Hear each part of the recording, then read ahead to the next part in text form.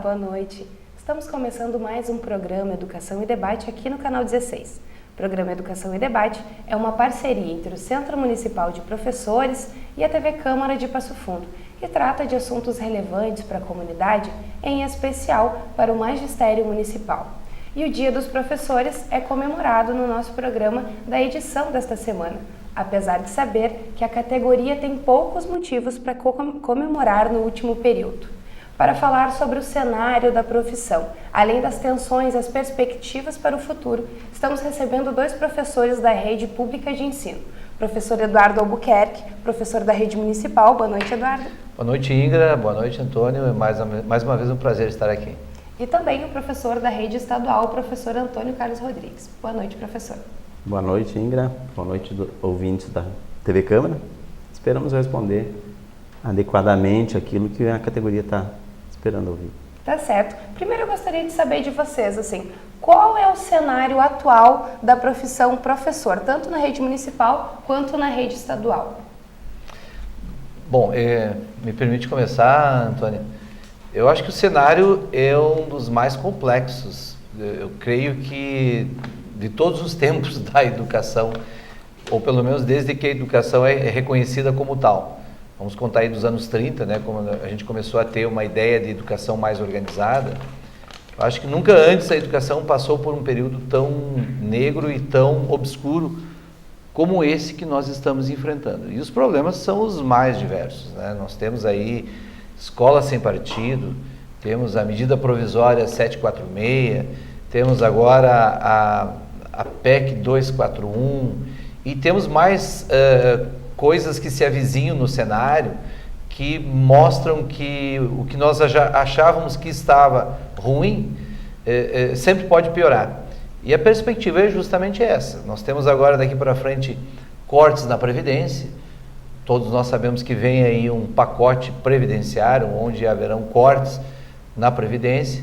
Nós teremos a flexibilização trabalhista, a famosa flexibilização trabalhista, que está por vir e com certeza, levando em consideração o Congresso que nós temos, vai ser aprovada e vai atacar diretamente os direitos trabalhistas do funcionário e em especial do professor público, tanto das escolas municipais como escolas estaduais e também escolas federais. Então, uma avaliação inicial, Indra, é um quadro pessimista com relação à educação. De fato, essa nossa data desse ano, nós não temos muito o que comemorar, estamos passando por um período difícil, somando-se a isso todas as condições que já tínhamos, né, Antônio? De escolas com estrutura defasada, professores que não eram adequadamente treinados, professores mal pagos em todas as redes. Isso se soma ao novo quadro que se avizinha. Então, não é, de fato, o melhor período para a classe do magistério. As preocupações, elas são as mesmas para a rede estadual, Antônio? Eu acho que são exatamente as mesmas, porque desde a década de 80, que teve, digamos que na Constituinte de 88, a gente teve avanços no sentido de uma escola universalizante, desde lá e assumindo um projeto neoliberal no nosso país, a partir dali, cada vez mais sucateamento da escola pública, né? É o que a gente vê em todas as redes, né? E apesar da resistência que tem tido por parte dos educadores, da comunidade escolar, tanto do município quanto do estado, apesar da resistência para não perder direitos, a gente vê que o sucateamento é muito forte e a perda de direitos está colocada em todos os âmbitos. O que a gente vê também que em nível federal coaduna com esse mesmo quadro, né? A gente vê como já falou aqui do Eduardo, que a questão da escola sem partido seria melhor dizer a escola da mordaça, a lei da mordaça, né? Ela vem fechar inclusive essa resistência por parte da classe e da juventude que luta e se organiza para não ver perder a sua escola pública, vem para impedir inclusive a liberdade de expressão, a liberdade de organização. Então, de fato, não temos nada a comemorar nesses últimos meses aí, a não ser a luta e a continuidade da luta como está acontecendo hoje na Escola do Paraná, que já tem uma centena de escolas ocupadas contra a nova lei do ensino médio, a reforma do ensino médio, que melhor dizendo, seria mais um desmonte daquilo que a gente vinha conquistando da década de 80. Entre as polêmicas aí da semana, esteve em discussão a PEC 241, né, que diz que deve se cortar investimentos da educação e também da saúde nos próximos 20 anos. E alguns especialistas afirmaram ainda que essa PEC ela vai ter impacto diretamente em planos já aprovados, como o Plano Nacional de Educação, que garantia, por exemplo, o plano de carreira do magistério, Eduardo. A quantas anda a questão do plano de carreira do magistério? Como que fica a questão de plano de carreira para a categoria, com a aprovação de um projeto desse nível? Aí nós temos que separar duas coisas. Vou falar pelo município. O município tem um plano de carreira já há um bom tempo, e esse plano de carreira é uma lei, e é uma lei municipal que deve ser cumprida. Então, nós temos hoje um grupo de leis concentrado em um plano onde nós, como representantes de uma entidade e representante da categoria, nós cobramos a cobrança dessa lei. Essa é uma questão. Por outro lado, paralelamente a isso, nós temos o Plano Nacional de Educação, que vinha sendo colocado em discussão, vinha sendo trabalhado. Alguns municípios, como o município de Passo Fundo, construiu ele através de reuniões, de audiências, enfim, havia uma construção e não era o plano dos nossos sonhos, mas se contemplavam muitos avanços. Era inegável que nós tínhamos avanços ali em curto, médio e longo prazo. Bom, com essa nova perspectiva que nós temos hoje, né, Antônio, é uma incógnita o Plano Nacional de Educação, em que pese ser ele uma lei já aprovada em 2015, tanto em nível federal, estadual e municipal. Mas mesmo assim, como nós vimos com a última votação da PEC 241, que quando estamos falando agora nesse programa já sabemos que foi aprovada, então nós sabemos hoje que qualquer mudança com o Congresso, o governo tendo a maioria no Congresso, ele aprova qualquer lei, mesmo contrariando, inclusive a Constituição. Então, o Plano Nacional de Educação cabe, e os planos municipais e os planos estaduais, cabe agora às entidades e à categoria fazer essa cobrança, porque ali ainda existiam alguns avanços. Mas com essa nova medida, a PEC 241, como disse o Antônio, isso aí veio como um desmonte para o investimento na educação. Alguns dizem que não, os favoráveis ainda do atual governo dizem que não é bem assim. Não, é bem assim. Está lá muito claro, né, Antônio? A educação, o ano que vem ela vai ter um reajuste, que não se sabe quanto, possivelmente muito baixo, e a partir de então vai haver um congelamento desse investimento por 20 anos. E esses valores serão tão somente corrigidos pela inflação, o que indica que não vai haver investimento real, somente a correção inflacionária. Ou seja, 20 anos sem investimento nas escolas federais, nos IFES, né? Os IFES que, diga-se de passagem, vem tendo sucesso muito grande nesses exames nacionais, são destaques nos exames nacionais, por motivos óbvios, porque tem uma boa estrutura, pagam bem os professores, tem um bom currículo, ou seja, eles vêm tendo sucesso. Os IFES estão com os dias contados, não é mesmo? As universidades federais possivelmente vão sofrer pesadamente com isso, e as universidades particulares, do tipo a UPF aqui de Passo Fundo, que é comunitária e que vivia em função dos FIES e dos financiamentos ProUni, isso aí esqueça. Isso aí, se já não havia uma verba suficiente, com esse congelamento, o senhor ou a senhora que pensava colocar seu filho, seu neto ali numa faculdade e contar com esses financiamentos, é bom repensar o seu planejamento em curto e médio prazo, porque fatalmente não vamos ter essa verba. Então, a PEC 241 é sim, acaba com o investimento na educação, acaba com o investimento na saúde, e eu vejo assim, muitas pessoas, vejo políticos defendendo, mas esses políticos eles defendem por uma razão, eles não dependem de uma escola pública porque ganham altos salários, nunca pisaram numa fila do SUS, não precisam porque tem planos privados de saúde, eles não precisam disso, e muito menos pisaram num ônibus coletivo para um transporte de qualidade. Ou seja, é óbvio que eles são a favor da PEC 241, mas para o resto dos mortais, não. Isso vai ser um prejuízo e não vai demorar muito, a questão de 2, 3 meses, nós teremos os reflexos ainda maiores dessa PEC. Que impactos você acredita que pode ter a aprovação de um projeto desse nível, Antônio? Olha, primeiro tentar ver um pouco do que falou o Eduardo em relação à questão do plano de carreira. Os planos de carreira e o que tem de legislação que nos garante coisas, elas são praticamente letra morta para muita coisa. No nosso caso do Estado, o plano de carreira não está sendo respeitado há vários governos. Anos, né? Não é desse governo, é Sim. vários anos e vários governos não respeitam. O piso nacional, que seria uma legislação nacional para garantir uma remuneração mínima, reajustada anualmente, ele foi votado em 2008. Nós temos quase 10 anos, são 8 anos dessa lei e não foi aplicado no país. Uma lei que serviria aos educadores não foi aplicado. 1/3 da atividade não está sendo garantida em nenhuma cidade desse país. E o piso, por conta da miséria nossa, um que outro estado tem um piso além, mas não aplicado diretamente. Bom, o que a gente vê então de lei que nos garante coisas? Elas não são aplicáveis. A mesma justiça obrigando os governos a dizer, ó, tem que aplicar, eles não aplicam e não estão nem aí.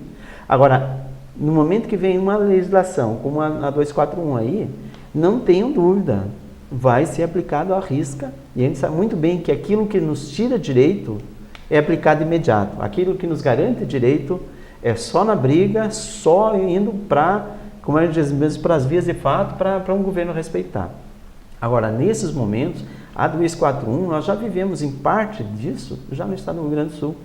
Essa reforma do ensino médio, ela já foi aplicada no estado do Rio Grande do Sul pelo governo Tarso, e que nos 3 anos aplicados desse governo, os 3 anos de resistência da juventude e dos trabalhadores, porque foi um caos para a educação. Já nós temos aplicado essa reforma e foi modificada. Todo ano eles modificaram, tentando se ajustar, pelo menos em parte, aquilo que a comunidade queria. Porque o que previa era exatamente o que a 241 está prevendo. Retirar o máximo das disciplinas que são de ensino universalizante e colocar a questão das técnicas e do trabalho para na verdade, fazer nós dizíamos assim, o ensino médio para produzir mão de obra barata, para apertar botão, para ganhar salário mínimo. E se for terceirizado, nem isso, né? Esse é o ensino médio que o governo Temer está querendo aplicar no país. E aquele ensino universalizante que a gente defendia para todos os níveis da população que fosse da escola pública, não vai vir. Não vai vir. Por que isso que se questiona? Por que essa reforma não está sendo aplicada na escola privada? Me diga, por que essa reforma não está sendo na escola privada? Porque não interessa a elite. O discurso do MEC, temos que tornar o ensino médio mais atrativo, porque tem muito aluno desistindo, muita evasão escolar. Ora, o problema de currículo tem que tornar mais como é que é?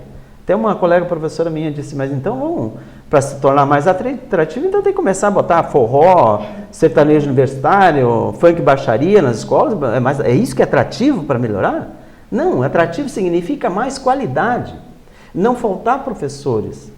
Teve um ano, Cecília de Costa, que teve mais de 63% de evasão escolar, e isso é a média. Por quê? Porque dia após dia falta professores, ficam doentes, se afastam, não querem mais ser professores e não são substituídos em tempo. O aluno vai na escola um dia mais cedo, outro dia mais cedo, outro dia mais cedo. Esse que é o desmonte da escola pública. E aí dizer que tem que ser mais atrativo, então tem que tirar disciplinas importantíssimas para a formação e depois para a disputa de um Enem, de um vestibular. Mas que ensino médio é esse que eles querem? Nós já denunciamos. O ensino médio, como é que quer? É aumentar a carga de trabalho do professor, né? Está se aumentando as horas de trabalho do ensino médio sem ter estrutura adequada e com os cortes da 241 nós vamos ter mais escolas para poder fazer turno integral?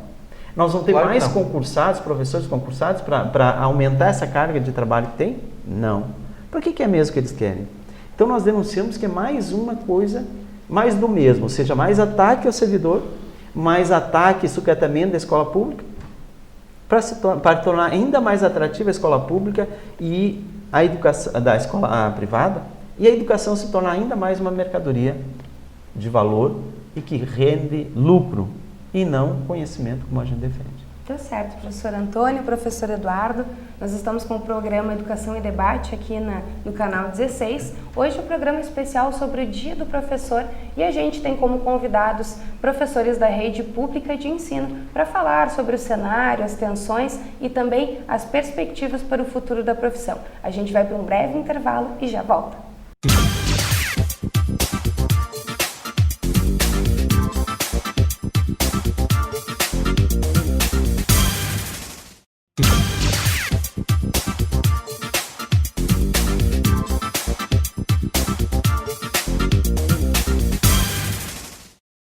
Olá, estamos de volta com o programa Educação e Debate aqui no canal 16. O programa Educação e Debate, que é uma parceria entre o Centro Municipal de Professores e também a TV Câmara de Passo Fundo e que trata de assuntos relevantes para a comunidade, em especial para o magistério municipal. No programa de hoje, o assunto é o Dia do Professor e os desafios que a categoria vem enfrentando no atual período. Os nossos convidados, 2 professores da rede pública de ensino, comentam a situação que a profissão de professor vem vivendo. Então, professor Eduardo, eu gostaria de saber um pouquinho de vocês, qual que é a opinião sobre o projeto Escola Sem Partido? Esse projeto que aparece em vários projetos de lei pelo país e que aqui no Rio Grande do Sul, seu grande representante é o deputado Marcel Van Hatten. Bom, em relação a esse projeto da Escola Sem Partido, que já está há tempo, né, nas assembleias e em câmaras municipais, é um projeto que, no momento, ele perde um pouco do seu significado, tendo em vista a medida provisória 746, que é essa medida que o Antônio estava falando antes do intervalo, onde ela já prevê que algumas disciplinas sejam eliminadas do currículo ou sejam reduzidas, enfim. Era mais ou menos isso que falava a tal Escola Sem Partido. Com o agravante que a Escola Sem Partido vinha com uma série de punições ao professor. Era um projeto tão obscuro que ele previa que o professor pudesse ser denunciado anonimamente. Ou seja, o Antônio lá está dando sua aula e, por ventura, ele falou uma palavra, porque teríamos palavras proibidas, obviamente, no vocabulário, no contexto educacional, e ele fez algum comentário, algum aluno, algum colega, algum diretor poderia simplesmente ligar para a promotoria e dizer, olha, fulano está fazendo apologia ao política de tal e tal partido. É assim que propõe, está lá na lei da Escola Sem Partido, está escrito isso, o professor vai ser denunciado anonimamente. Só por isso, é um projeto que não pode ser levado a sério por nenhum professor, nem da rede pública, nem da rede privada, e nem por um professor que, agora vamos deixar um pouquinho a questão ideológica, nem o professor que foi lá para a rua bater panela a favor para tirar a Dilma, e nem os que eram os famosos petralhas que eram a favor da Dilma. Os dois pode se voltar contra eles, porque não se engane, de tão nebuloso que é esse projeto, ele vira uma faca de 2 gumes. Qualquer professor pode ser denunciado a qualquer momento. Ora, para quem trabalha em escola, né, Antônio, já sabe o clima que se instalaria nas escolas, que já não é grande coisa, as relações hoje dentro das escolas devido às precariedades que nós temos. Imagina mais um componente nefasto como esse. Só que a medida provisória 746, ela complementou essa ideia esdrúxula da Escola Sem Partido. Por quê? Porque ela já está prevendo prioridades para algumas disciplinas, que é o caso do português, matemática e uma língua estrangeira, no caso a língua inglesa. Tu entendeu? Disciplinas como filosofia, sociologia, educação física, artes, passarão a ser disciplinas não obrigatórias do currículo, ou seja, a escola, se tiver condição, se tiver intenção, ela vai ter no seu currículo, mas ela não é mais obrigada, ou seja, as disciplinas que fazem a reflexão estarão de fora do projeto. Eu quero só me estender um pouquinho mais na medida provisória 746, porque dentro dela, na sua redação, tem questões que estão passando um pouco despercebidas pelo público em geral e que nós temos que ter um cuidado. Uma das barbaridades que ela prevê é o seguinte, que a área do conhecimento, e agora eu quero lembrar aqui, para quem não é da área de educação, que hoje nós temos bem claro 4 áreas do conhecimento, né? A área das linguagens, das humanas, das ciências da natureza e da matemática. Isso aí já é um estudo de anos e está mais ou menos definido assim. Na medida provisória, ela está prevendo o seguinte, que a escola ela pode refazer esse conceito de área de conhecimento. Esse é um dos absurdos dessa medida provisória que ainda não foi votada, mas certamente virá, como eu disse anteriormente, e nós temos que, nós professores, procurar conhecer melhor essa lei para combatê-la. E talvez melhor seria dizer que essa lei é a lei não é a lei da escola sem partido, é a lei da escola do partido do governo do momento, entendeu? Ou a lei da mordaça, porque sem partido não é isso, até porque nós não tem ninguém no mundo que defenda que dentro da escola a gente faça a defesa de partido, ponto.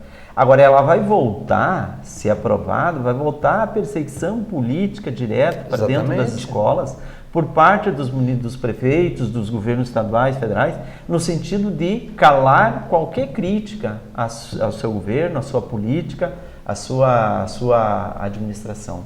E isso que não pode, porque uma educação sem crítica, sem um pensamento que seja diferente do administrador, né, do gestor do momento, é o mínimo da democracia, porque sem isso não tem democracia.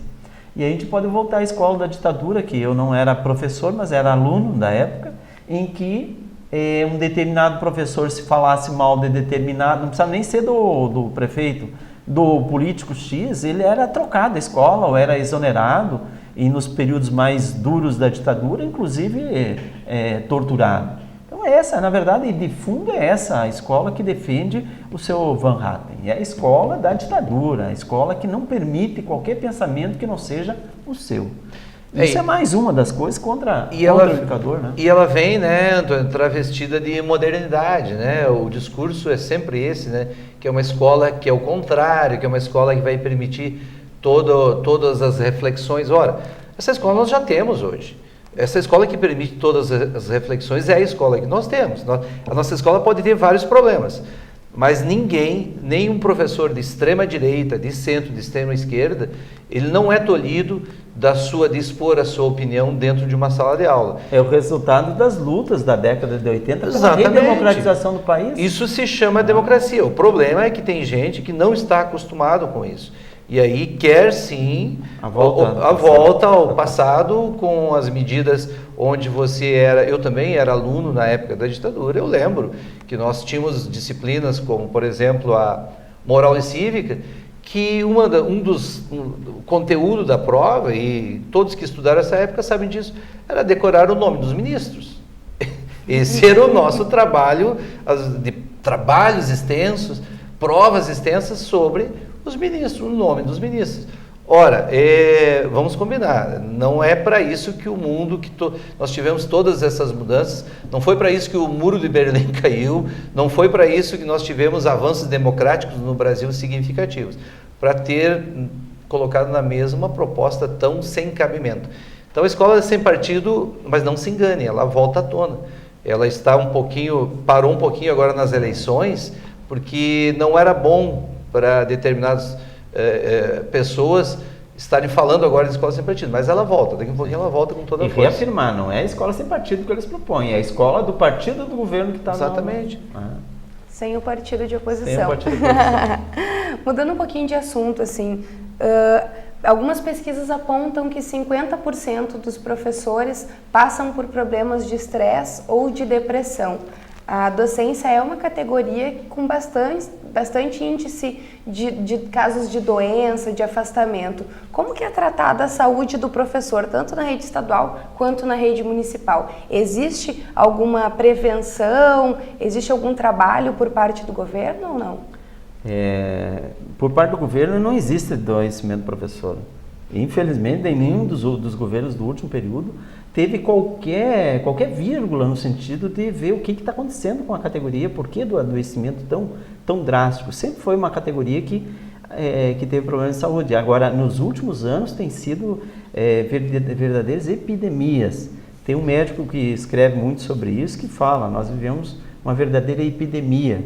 E entre os principais adoecimentos, a síndrome de Burnout, que é a síndrome da desistência.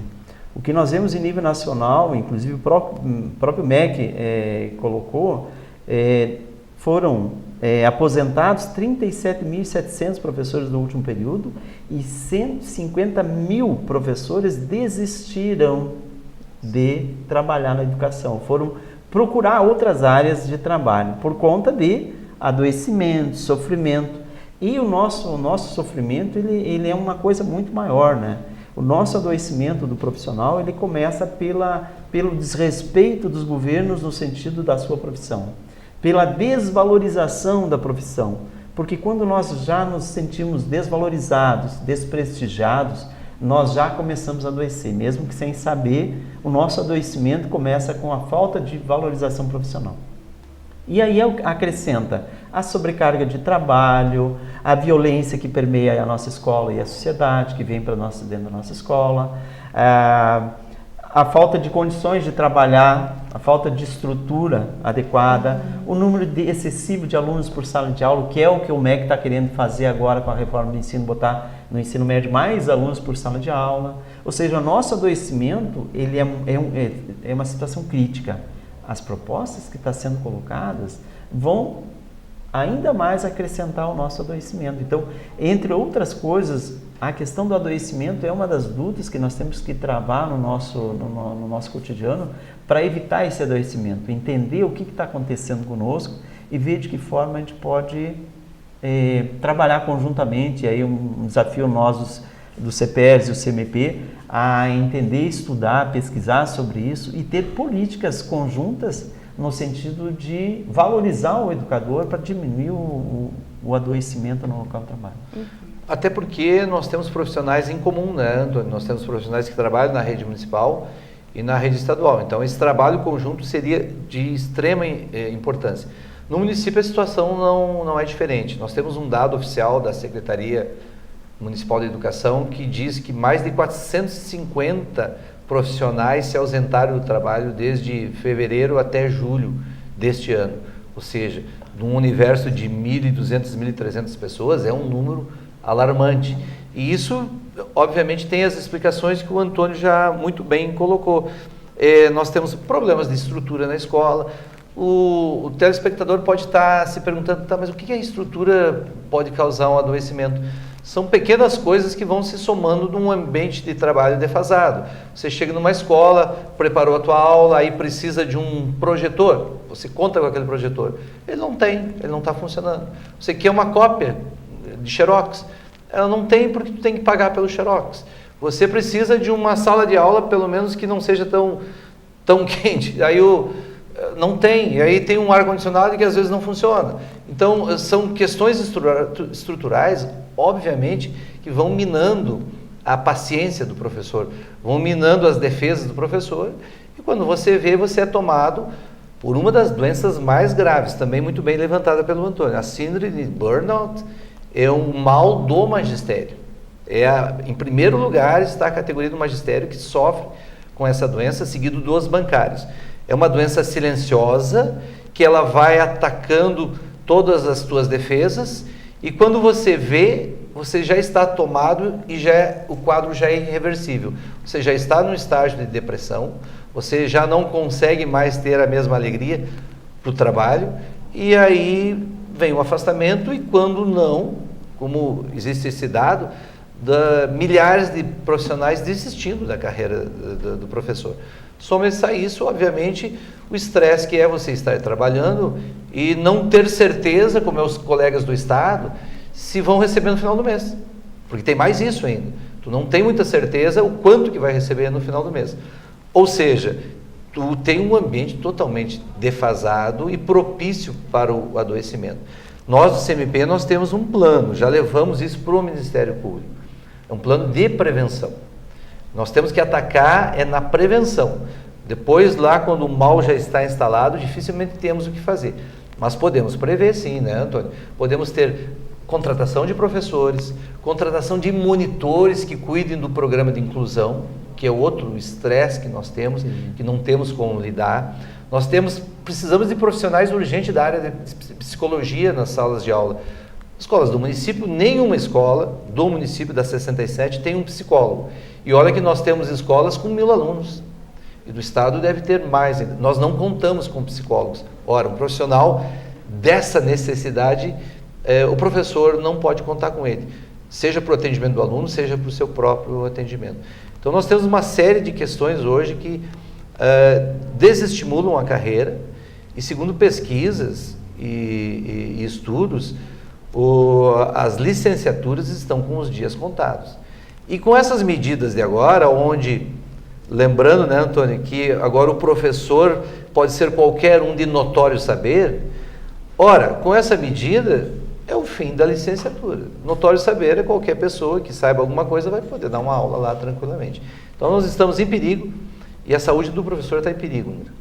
Falando em estrutura, Eduardo, e falta de estrutura também, tanto na rede municipal quanto na rede estadual. Em um dos últimos programas, a gente comentou com os convidados, o professor Ney Alberto e também a professora Maria Inês, sobre a disciplina de ensino religioso, e foi comentado por eles a falta de formação nessa área. Eu gostaria de saber de vocês, para encerrar, e também de quais são as perspectivas da profissão de vocês, como que está essa questão da formação? Na área do ensino religioso, os professores já apontaram que é muito falha e carente essa formação. Gostaria de saber na rede municipal e também na rede estadual. É a última fala, daí nós não voltamos mais. Não voltamos mais. Tá, então se me permite assim, para encerrar, então, com relação à formação, nós temos sérios problemas hoje no Brasil inteiro. Os professores, eles têm uma formação inicial que não é lá grande coisa. Hoje em dia, para o senhor ter uma ideia, tem faculdades aqui em Passo Fundo mesmo que formam um cidadão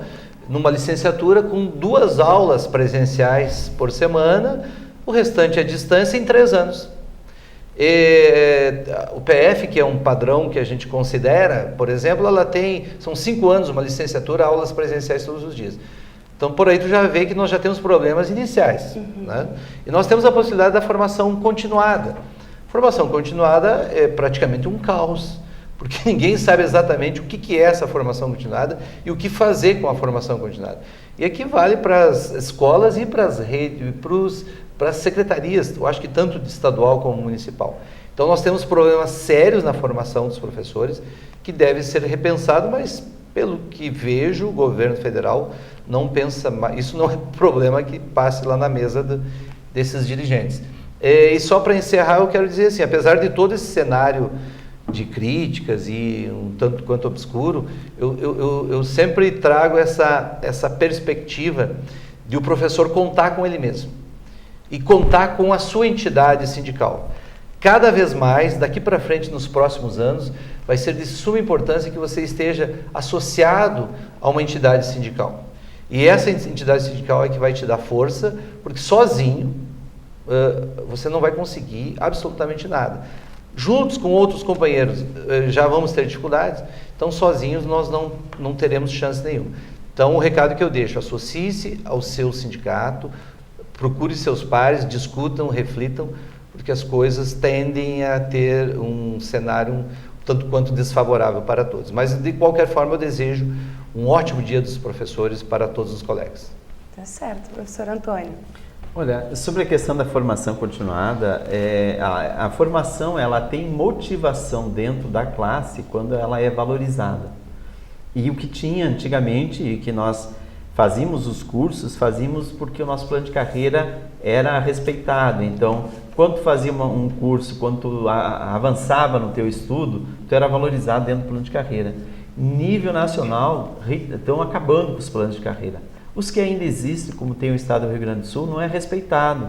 Então, a própria formação ela está sendo desrespeitada porque ela não tem perspectiva de melhorar a qualidade e tu ser valorizado com isso. Ou seja, a formação continuada começou a ser qualquer coisa.